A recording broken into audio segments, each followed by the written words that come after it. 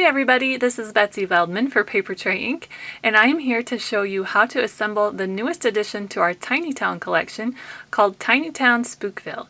It will allow you to create just the cutest little Halloween haunted house, and it also doubles as an adorable farmhouse. So let's get started. So let me tell you a little bit about the dies before I dive into assembly here. The Tiny Town Spookville collection is all of the dies here in the center. That is everything that you will receive with the Tiny Town Spookville collection. Over here I have the Tiny Town Basics dies, and these of course are an accessory set for the basic set. You will need the main building die, which is of course this large die in the basic set, and the new little crooked shutters and so forth, and the new little door coordinate with the cutouts from the basic set. So there are not new window and door cutouts in the Spookville set. They actually use the ones that are already included in the basic set. And so what that allows you to do is it allows you to either create this cute little spooky house with the front porch and all of its cute little crooked shutters and accessories, but then you can also use the more traditional shutters from the basic set and create just a really adorable little farmhouse. So I wanted to give you lots of options that way. There's also a cute little chimney, and you can use that on the farmhouse, or you can use it on the spooky house and have a little ghost peeking out.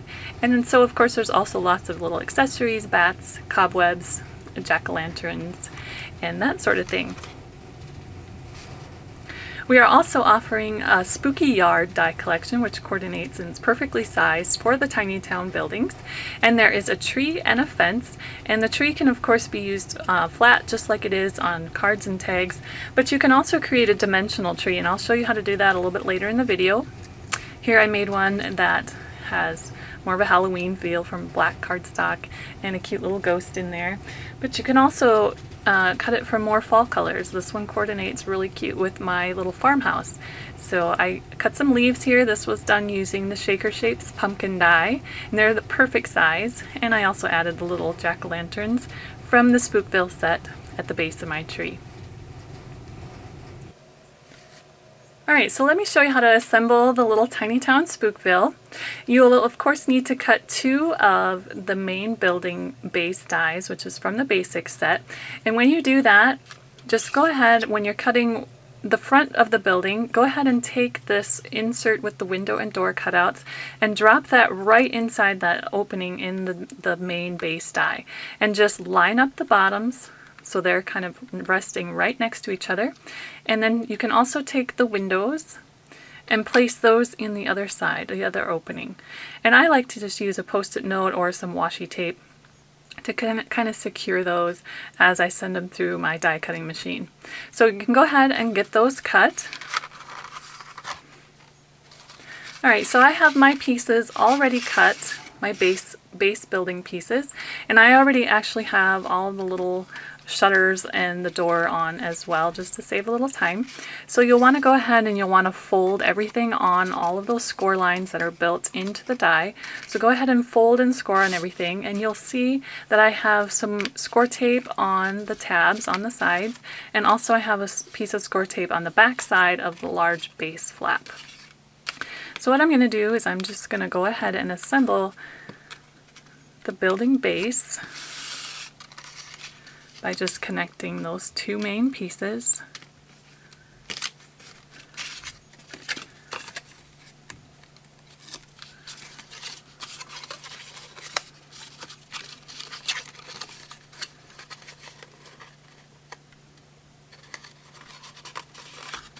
Okay, and then I'm going to close up my bottom.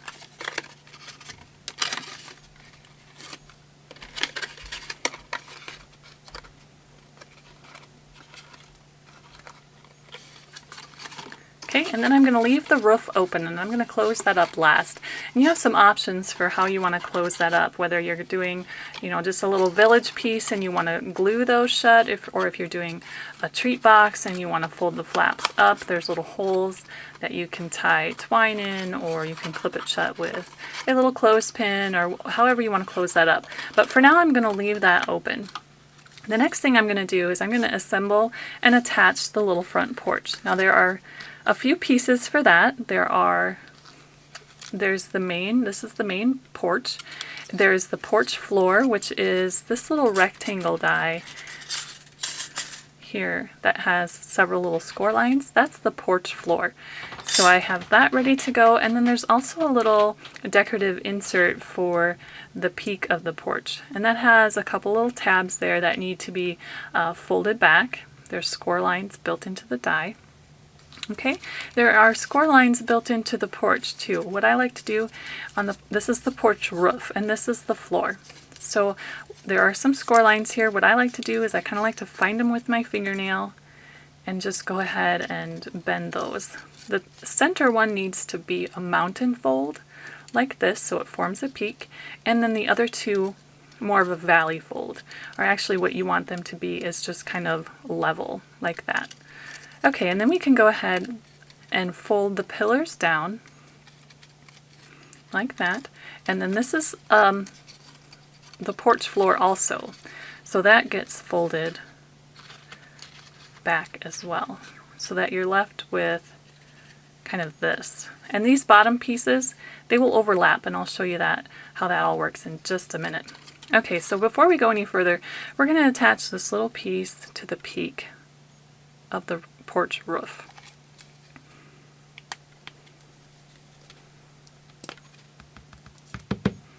I like to use liquid adhesive for this. You will probably notice throughout the video that for some things I've used score tape, and for others I'm using liquid adhesive. It's just kind of a matter of preference, and some things I find easier to use the liquid, and some things it's easier to use the score tape. So that's kind of why I'm doing that. I like to use the liquid glue on this because I can just kind of force it up into that peak and kind of give it a little squeeze with my fingers to secure that, and I'll just hold it for a few seconds till that glue is set a little bit. Okay, while we're waiting for that to dry just a little bit more, I'm going to take my porch floor and I'm going to add some adhesive, a little bit of liquid glue all across the back side of that porch floor. And then that gets adhered to this porch floor. These little pieces will overlap, and this is going to be your guide for kind of how much they need to overlap. So you're going to want to start that over on one edge, line it up with that edge right there, make sure it's nice and tight up against that fold in the pillars, and then do the same with the other side. Line up the outer edge with the outer edge of that little rectangle porch floor die, and then you will see underneath here, if you look, those pieces overlap a little bit. Okay, but just line up your outer edges, and then you don't have to worry about how much overlap. Everything will be just nicely lined up for you that way. Okay, then we can go ahead and we can attach it to our house, and I'm going to attach this part first. You'll see that little porch floor die, that rectangle, is narrower than the one that's attached to the pillars.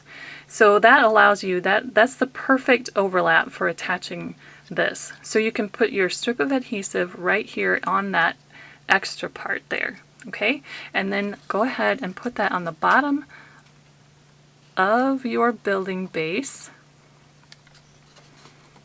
just so that that porch floor then is even with the edge of your building. So just offers a little bit of overlap there. Hopefully you can see that. Okay. Then I'm going to go ahead and add adhesive to the little tabs on the back side of the porch roof. And I got a little much there, so I'm going to take some of that off of there. Okay, and then I can go ahead and just kind of position that.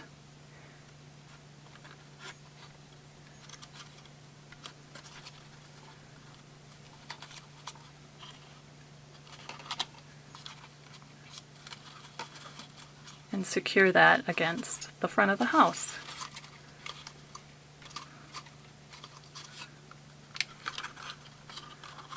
All right, pretty simple, not too tough.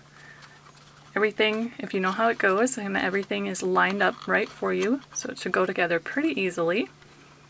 Okay, and then we can go ahead and add the roof. I am using the scalloped shingle die, which is a separate optional purchase from the basic set. I have mine actually cut in half because I want to put 1/2 on each side of the roof so that I can open this up and put some candy inside of there. Okay, but before I attach the roof, I'm actually going to attach the chimney. I have everything scored and folded here. I have a little bit of adhesive on that short tab there that gets attached so that you can form just a little chimney. Okay, these flaps, I'm going to add some liquid glue to those. Then I'm going to go ahead and attach it to one of my roof pieces. And this is the center, right there. Center of your roof goes right there. So I'm going to attach the short side of the chimney facing that way. Long side, longer edge over here. I'll just hold that a few seconds to give that glue a little time to set. I just like to attach the chimney. You can do it after you have the roof on. I just find it's a little bit easier to do it before because I can give it a good, nice, firm press without worrying about crushing my house. Alright, so that feels pretty set. Then I can go ahead and attach the roof pieces.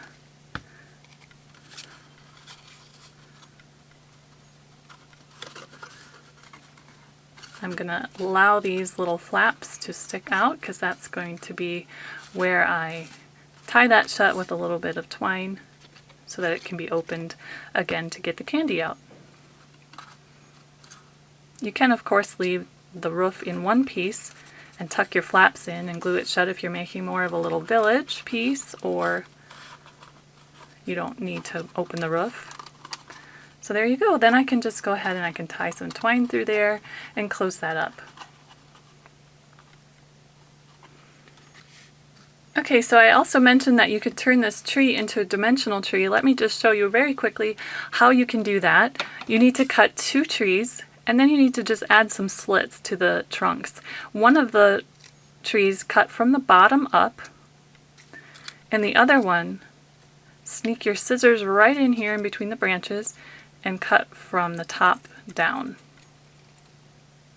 And then all we'll do is we'll just slip those inside of each other. You can add a little bit of adhesive if you'd like. I'm going to put a little bit of liquid glue just kind of along that cut. Slip them right inside of each other.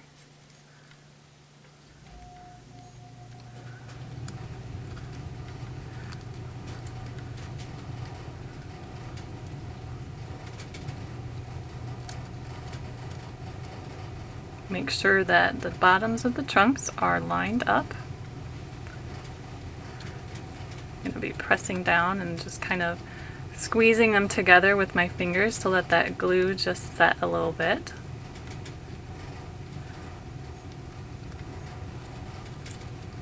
And then you can add a little bit of adhesive along the bottom edge of those trunks too. And what I like to do too is I punch just a 1-inch circle from cardstock, and that can act as your base. So I'm going to go ahead and just glue that right to the base. And once the glue is dry, that's pretty stable. And you have just a cute little dimensional tree. There's a fence included in the Spooky Yard set too, and that's super easy. It has a little slit here already cut for you, so you can just go ahead and fold right on that slit. And then you can either adhere that, or it does stand up pretty well on its own too. Alright, so thanks for watching this little how-to video on the new Tiny Town Spookville dies. I hope you enjoyed it, and I hope you have fun creating your own spooky little creations. Thanks for watching. This has been Betsy Veldman for Papertrey Inc.